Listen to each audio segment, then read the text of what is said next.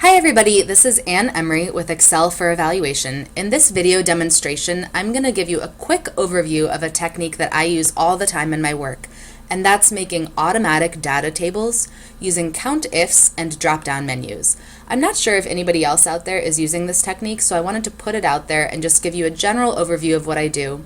And if you like it and if you'd like to learn more, let me know. You can comment on my blog or comment on the YouTube channel, and maybe I'll teach a half-day workshop at a conference about it so that you can dive in and learn it for yourself.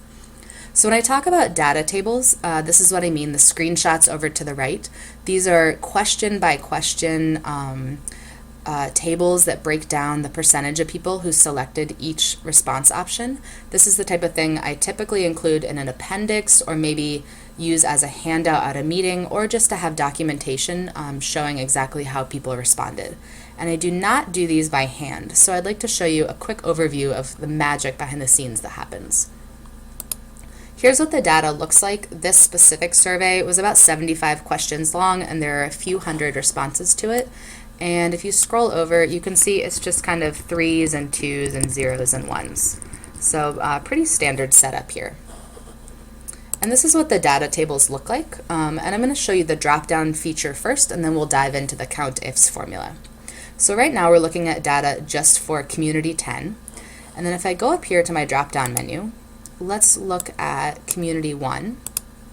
And you can see that the data automatically changes. It's kind of semi-interactive. This is just here for me so that I can make these tables and then PDF them or print them right away so that I don't have to do any of this at all by hand. You can select Community 2 here. It automatically updates for you. All the tallying and the percentages are done for you.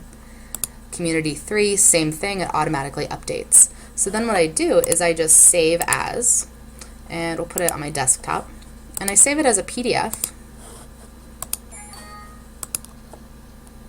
and it's just that fast. So here's my nice 2-page appendix that I can put at the end of a report.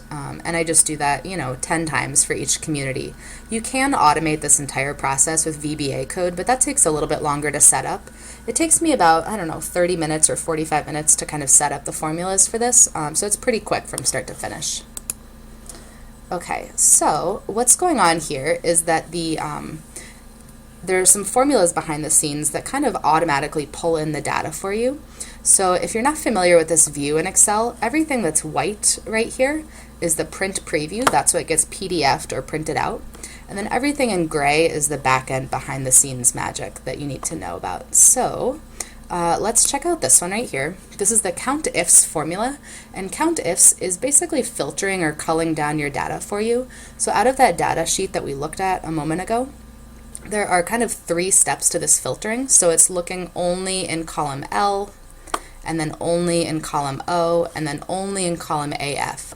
And it's just filtering so that I'm only looking at Community 3, and I'm only looking for community members. That was a demographic question on the survey. There are a couple different roles, and I only want people who fit that description. And then I'm only looking for people who selected strongly agree in the survey. So you can see out of the 39 people total who responded for Community 3, 22 said strongly agree.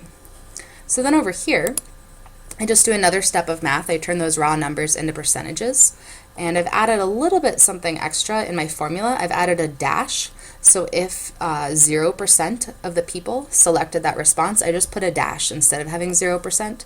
So here's a good example right here. And this just kind of guides the reader's eyes so that they can find at-a-glance patterns. They're not distracted by the percentage marks. They can just see that nobody selected this response.